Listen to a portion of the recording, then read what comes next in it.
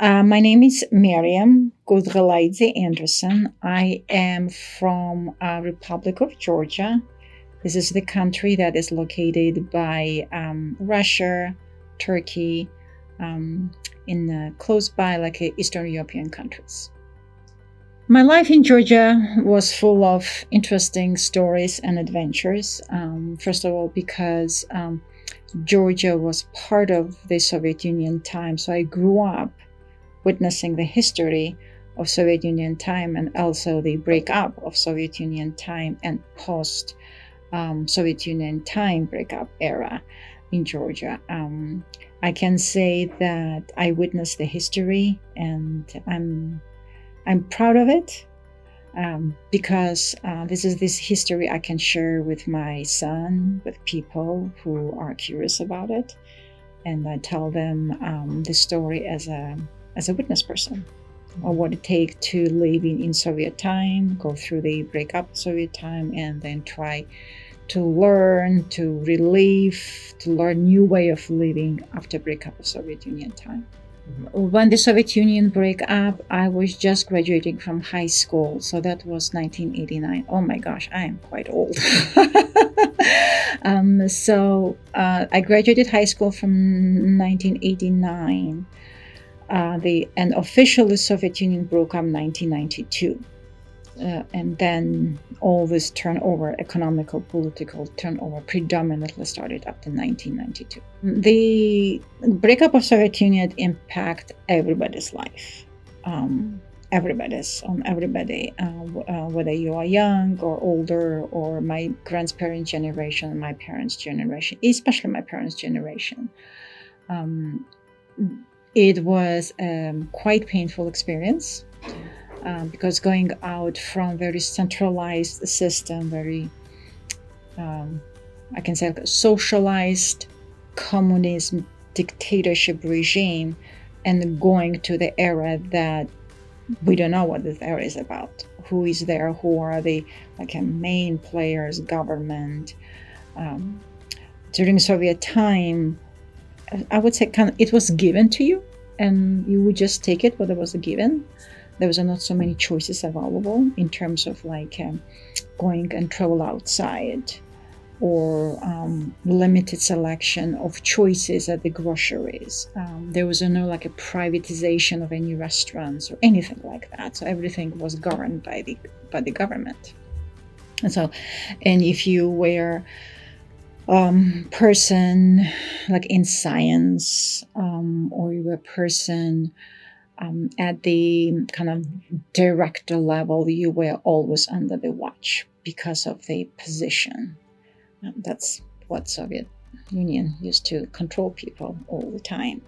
And now everything breaks out, and we call so-called freedom, but its freedom is very confusing. It's messy. And unfortunately, in 1992, Georgia experienced the civil war that started, unfortunately, by Russia again.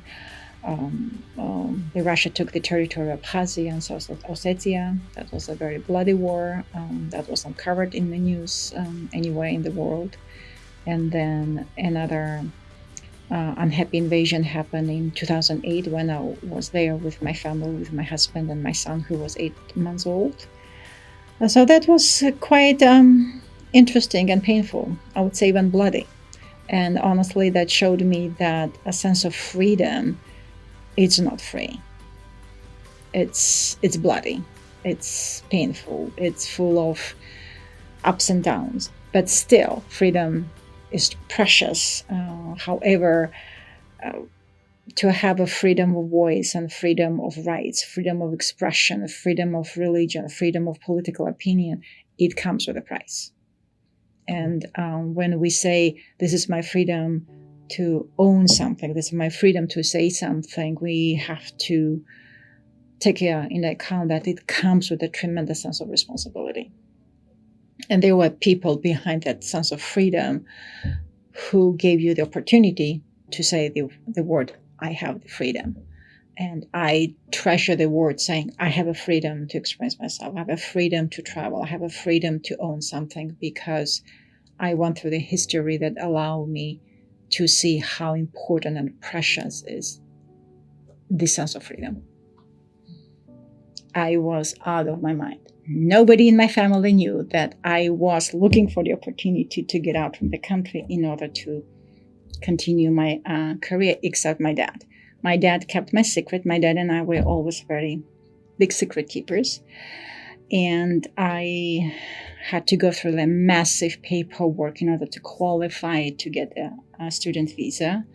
Finally, I passed through the interviews with the embassy, and then it was a Wednesday afternoon. I get a call from the embassy that I qualified for the visa, and I'm welcome to come and stop by and pick up the visa. In the same day, I went, and in exactly 1 week, I left the country. My mom still cannot forgive me after 22 years, me doing and taking such a big step. I come from a very big family. Most of them are the boys. I'm the only girl. I'm not there. All boys are there. I'm the only child out of my entire family who is outside of the country. So, lovely adventure. And that's the reason I ended up came to the Tacoma Community College, because the scholarship allowed me to go there. And from there, I was transferred to Pacific Lutheran University, also based on scholarships. And I graduated from TCC in 2001 and from PLA in 2003. So I majored in international business and Spanish. Couple another shocks coming to the United States were that space, big spaces, lots of space, big houses, too much space.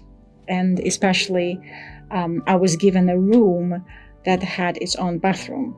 I grew up in a family in 2-bedroom apartments with 9 people with 1 bathroom only, and I had to share my bedroom with two my other brothers. So it was spatially very difficult for me to digest suddenly, oh my gosh, I'm all by myself in the room and I have my own bathroom that I don't have to share with anybody else. It was exciting, but at the same time, like, oh my gosh, that's the way sometimes people live. Another big shock for me was the choices at the grocery stores. It was difficult for me to shop at the beginning, to find the difference and to learn the difference between a non-fat milk and 1% milk and whole milk, or the butter that has this kind of amount of fat, that kind of fat. I'm like, for me, I grew up with uncles who had a farm. We had one butter, one type of sour cream, one type of milk. So to learn to navigate myself through all these choices was challenging, but also gave me knowledge and understanding how the resources I used, why the resources are used, and whether this type of many choices make any kind of logical sense or not. If I stayed in Georgia, definitely I would be different in a ways that my understanding of being open-minded and patient to various cultures, people of various backgrounds or race, would be definitely different. Georgia, even nowadays, unfortunately, does not embrace LGBT communities. It doesn't embrace freedom of religious expression and so on.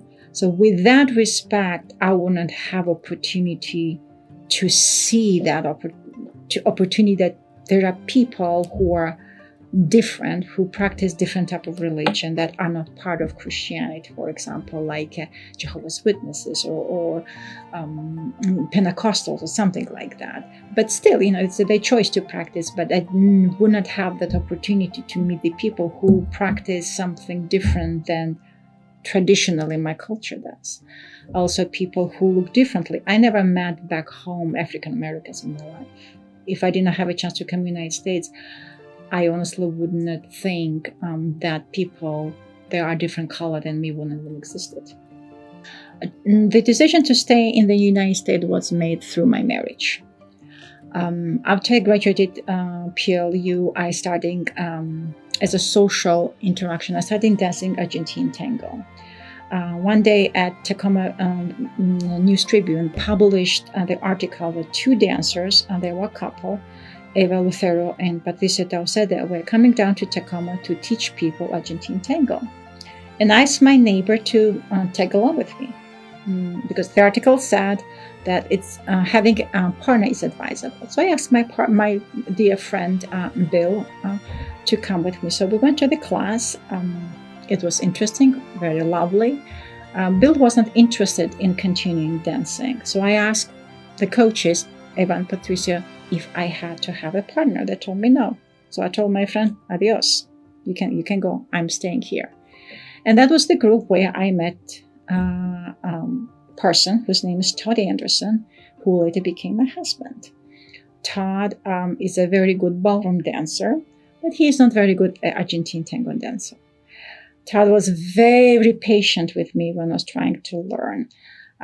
Todd was very popular around ladies because Todd liked to treat them lovely, to pay them very good attention, and Todd is a very, very good social ballroom dancer. So he asked me a couple of times to go out on a date, but I wasn't interested in. So after 2 years of begging me to go on a date, we went on one of the date to this sea show by Luis Bravo, the group called Forever Tango, an amazing group of dancers coming down from Buenos Aires. And that day, April 22nd, 2005, was our official first date. And after 6 months, Todd and I were at Seattle Ballet, and during second intermission, Todd proposed. Out of the moon. It was very well orchestrated. People were taking me videos, clapping. I argued with Todd why he was proposing to me, but then finally people told me, either you say yes or just allow the man get up from his knees. So I said yes. And now Todd and I, we have been married for 16 years. What I'm doing in Tacoma now, currently I have two occupations.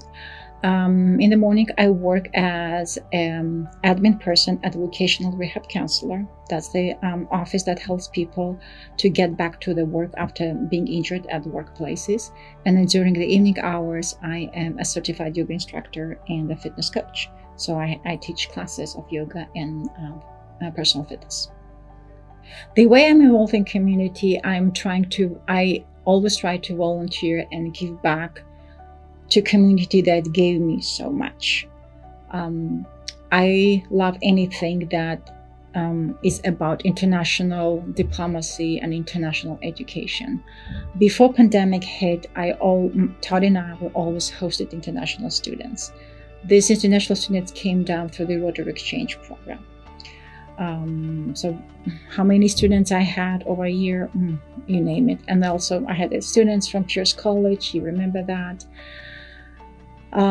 That was my way of giving back to family, Dr. Klein's family and Noreen Palmquist's family, who gave me as international students their home for me to study. And I lived with them for 10 years. So that's the way I say thank you to them. Also, I am a volunteer board member for the World Affairs Council of Tacoma that puts the programs about international diplomacy and trade and education.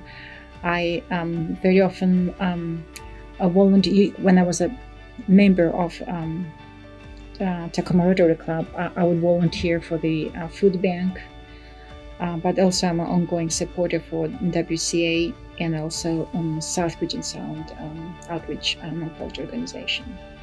The advice I can give to people coming, immigrants or refugees coming to Tacoma or anywhere in the United States is immerse yourself in the culture. Don't try to hang out with the people who speak your language or who are from your culture all the time, because you're going to miss the opportunity to improve your language, to learn a culture, to learn people around you who might help you to navigate the country, navigate the system, just simple navigating the education system, navigating the system if you want to get some help.